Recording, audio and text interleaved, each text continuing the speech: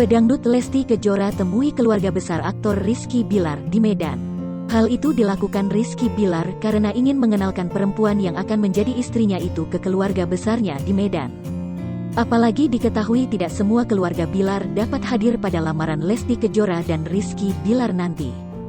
Keduanya tampak mengabadikan momen-momen kebersamaan mereka di Medan melalui akun Instagram masing-masing. Selain bersilaturahmi dengan keluarga Bilar di Medan, Lesti Kejora terlihat hunting kuliner khas Medan. Lesti dan Bilar terlihat menikmati durian Medan, rujak Medan, sate Medan dan kuliner Medan lainnya.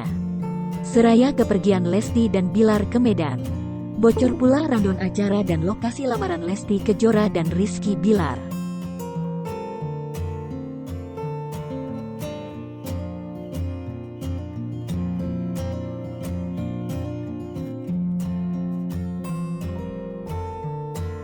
Selain itu bocor pula siapa yang akan menjadi bridesmaid dan seragam apa yang akan dikenakan keluarga Lesti dan Bilar.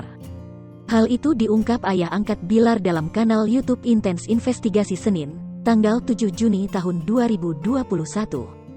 Teknis pelaksanaannya kita ikuti protokoler yang diterapkan sama manajemen mereka. Kalau diserahkan ke keluarga mungkin masing-masing dari kita punya keinginan saya mau ingin gini.